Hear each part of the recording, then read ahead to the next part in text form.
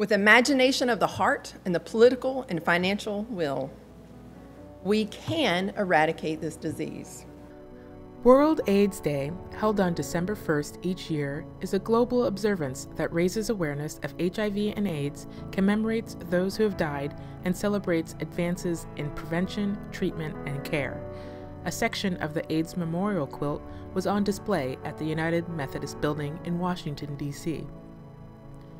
The United Methodist General Board of Church and Society held a World AIDS Day event with guest speaker Congresswoman Eleanor Holmes Norton. We will not be satisfied until worldwide we have eliminated this virus. UNAIDS estimates that there are 35.5 million people living with HIV around the world. In the United States, there are 1.2 million people living with HIV. Globally, the number of new HIV infections continues to decrease, but there are still many vulnerable communities that need access to prevention, services, and treatment. According to the Global Coalition of Women and AIDS, violence and the threat of violence dramatically increase the vulnerability of women and girls to HIV by making it difficult or impossible for women to abstain from sex, to get their partners to be faithful, or to use a condom. Church and Society hosted a special AIDS and Drugs Harm Reduction panel with Ron Daniels, co-founder and program director of START at Westminster, Reverend Joan Carter-Rimbach of First United Methodist Church, Hyattsville, and Jasmine Tyler of the Open Society Foundations. The panel focused on the vital role needle exchange programs play in preventing the spread of HIV and increasing access to care and treatment for injection drug users. Ron Daniels reaches out to drug users in the Washington, D.C. area to provide HIV testing, counseling, support services, and needle exchange. What we do is give people the opportunity to be healthy and safe until they're able to make better choices or decisions. Federal bans on funding needle exchange programs significantly limit prevention options for vulnerable communities throughout the United States.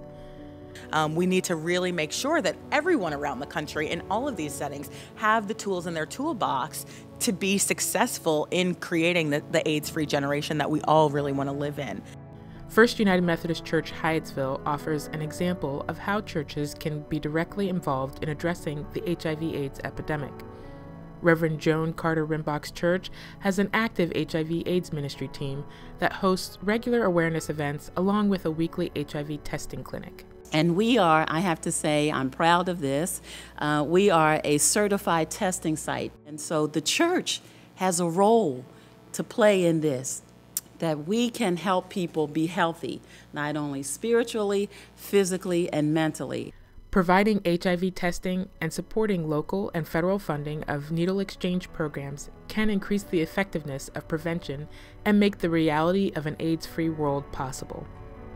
The effort to address HIV/AIDS is global. United Methodists are truly committed to a world that would one day be free of AIDS. The United Methodist Global AIDS Fund supports ministries that are bringing awareness, treatment, and prevention resources to impacted communities around the world.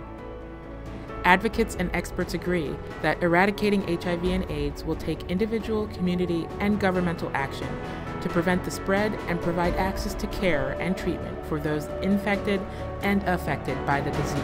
Because this is a virus that does not have to be.